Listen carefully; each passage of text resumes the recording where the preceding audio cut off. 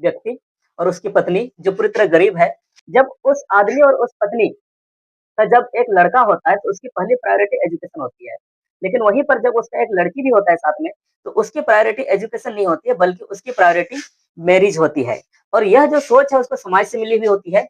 उनको यह बताया जाता है समाज के द्वारा कि लड़कियों की कम उम्र में ही शादी कर देना बेहतर होता है। यदि अधिक उम्र तक लड़कियां घर में रहती हैं तो यह समाज के लिए अच्छा नहीं है, इज्जत का सवाल है। वहीं पर जब इस आदमी और इस औरत के एक लड़का और एक लड़की हो जाते हैं, तो इस लड़का को भी बताया जाता है कि तुम्हारे जीवन में सबसे बड़ा काम तुम्हारा बहन की शादी करना होता है। तो यह लड़का जब तक छोटा होता है तब तक स्कूल तो जाता है, लेकिन जैसे ही यह 15-16 वर्ष का हो जाता है, तब तक इसका दिमाग में यह बात अच्छी तरह से बैठ जाती है कि सबसे पहले बहन की शादी करानी है और इसके अलावा मुझे कोई काम नहीं है। इसके बाद हम देखेंगे कि हमें जीवन में क्या करना। वो बच्चा पढ़ाई छोड़ देता है 14-15 वर्ष की उम्र में, लगभग 8वां-9वां तक पढ़ लेता है। इसके बाद वो अपना बहन की शादी के लिए पैसे जुटाता है और काम करना शुरू करता है। तो वो क्या करता है, start work as a labour to arrange his sister marriage. तो वो अपना बहन की शादी के लिए सारा पैसा इकट्ठा करता है।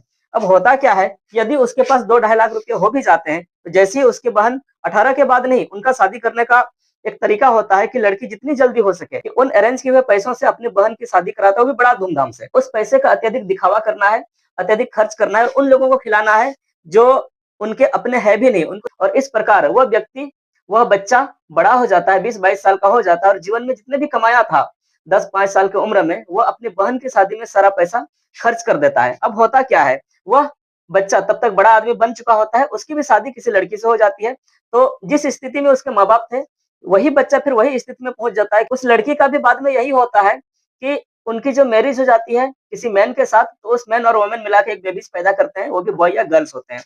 अब यदि इस व्यक्ति के बच्चे और बच्ची दोनों हो जाते हैं, तो ये साइकिल वापस चलते रहता है। और यदि इस लड़की के भी लड़का और लड़की दोनों हो जाते हैं, तो ये साइकिल उसका चलते रहता है। इनका मोटिव एक यही होता है कि बच्चे पैदा करेंगे, उनकी शादी देंगे और इसके बाद जब वो फिर बच्चे पैदा करेंगे, तो फिर उनकी भी शादी देंगे।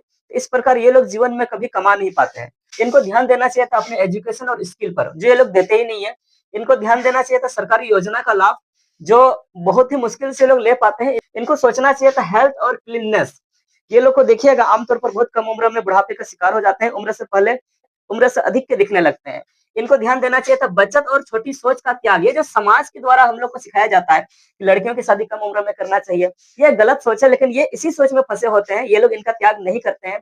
इसके बाद इनको ध्यान देना चाहिए था आत्मनिर्भरता, यानी इनको खुद का व्यवसाय शुरू कर देना चाहिए, ताकि ये लोग इस गरीबी के दलदल से बाहर निकल सके। लेकिन इनके जीवन में कमी होती है अनुशासन की भी। इनसे बाहर निकलने का फॉर्मूला क्या है? इनके बाहर निकलने का फॉर्मूला है स्किल प्लस अनुशासन प्लस बचत, निरंतर प्रयास, जो उनके जीवन स्तर में सुधार कर सकते हैं।